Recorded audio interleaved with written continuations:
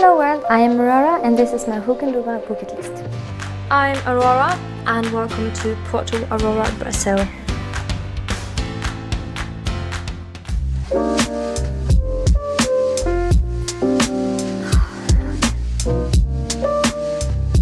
So the first book on my bucket list is The Name of the Wind by Patrick Rothfuss.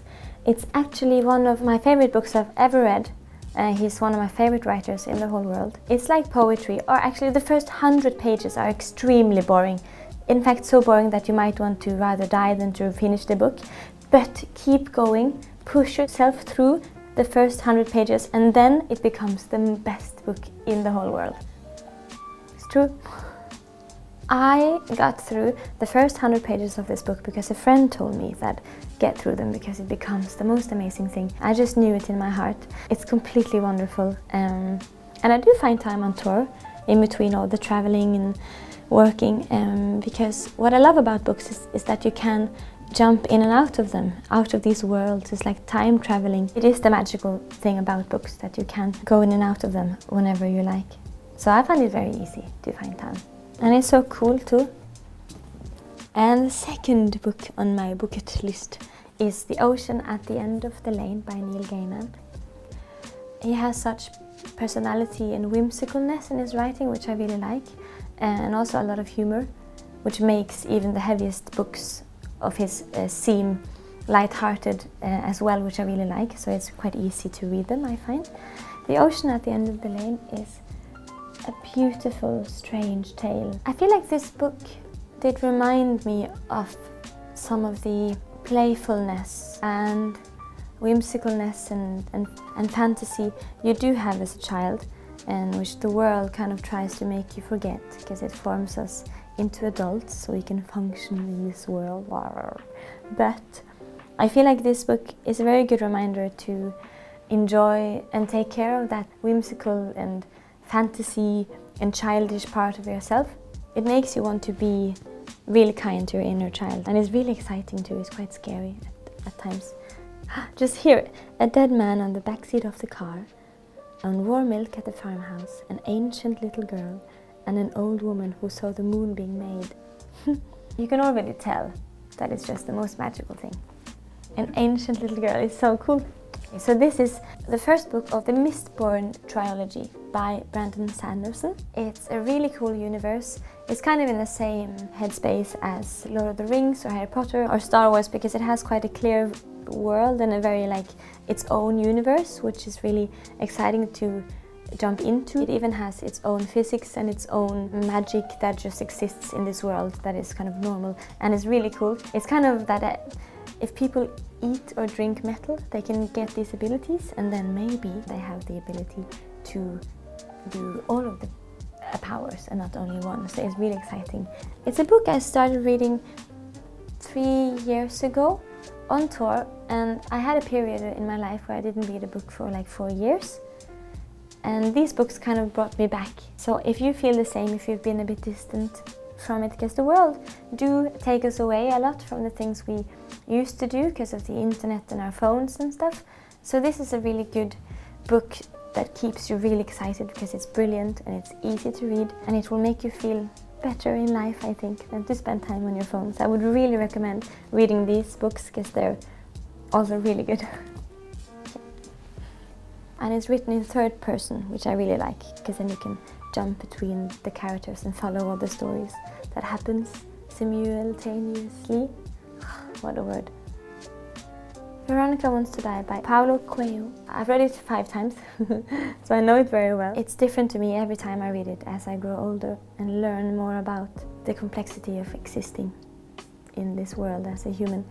It's a very sad and slow and beautiful book about a woman who wants to die, understanding this very complicated and very human but not so often talked about emotion, being tired of life, kind of wanting to die but not really wanting to die, just not wanting to live, and you can't really find anything in between. And it's a very complicated, strange, apathic feeling I think many people struggle with, that can be very heavy on your shoulders. And you learn that you're not alone, because obviously a writer somewhere recognizes this emotion as well. You know, the people who, for a good reason, likes this book. I like this book for that reason, I think. And you learn a lot about how often emotions are complex. And it's hard to know what you want and what you desire and what's wrong with your mind and yourself and the world. That's okay to not necessarily know, but to just try to make it from day to day. And then, you know, it's the best we can do. The Power by Naomi Alderman. It's just, it's a very fascinating book, and I've been trying the last years to read more books written by female writers. Obviously, all of the others are male, except for this book. And I've read a lot of books the last years that have been written by female authors, and they're just amazing. But these have been with me for such a long time and done so many important things for me and my soul, so I just couldn't resist putting them on my bucket list. It's a very interesting sci-fi dystopian book about an alternative universe where the roles of the sexes have been switched. So it's the females who gain a power that makes them physically more in control and more powerful than the male sex. And what happens to the world if women could use force and power and fear the same way as men can, if they choose to, and if they will do it or not. I will not tell you, you will read a book. I love books like that, because then you get to kind of experience the what if scenarios in life, and it's very fun. And it's very easy to read as well. I would recommend. I have a very long list of books that I need to read already. I'm extremely into books. I read all the time, so I'm always on the hunt. And I often just walk past the book aisle, feeling the books with my hand, and I stop. And then I take the book that I stop on and try to discover something magical by accident, because you never know. The last book on my bucket list is Kafka on the Shore by Haruki Murakami. And he's a wonderful writer. I really enjoy his work. I have the same version at home.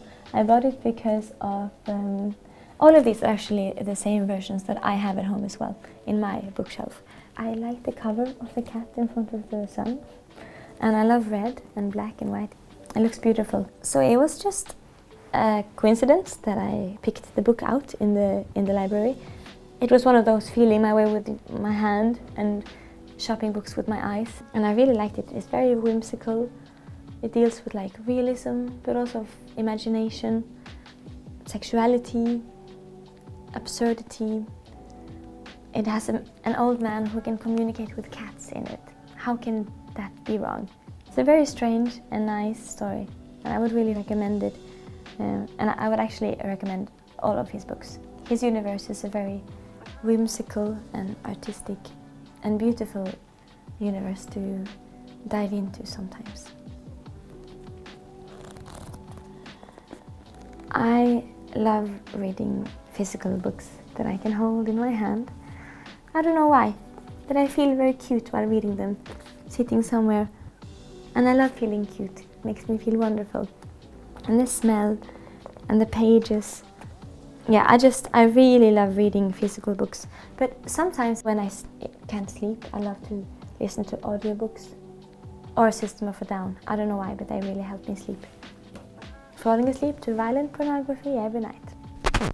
The song, not actual violent pornography. Just to clarify. Well, thank you for watching and listening to my bucket list. If you have forgotten how fun it is to read and how much joy it brings to life independently in yourself, you're never alone when you have a book. You always have friends. You can go to cafes alone, travel alone, spend time alone, and never feel lonely when you have a book. So it's the greatest gift and greatest friend. And I would really recommend just starting reading again if you've had a time now without. Because it brings so much magic to life when you're into it. It's just amazing. I'm gonna sign a few of these and you can get them. I'm gonna take this one home because I don't have this version. You can have the other ones. Peace out. I'm Aurora and welcome to Porto Aurora, Brazil.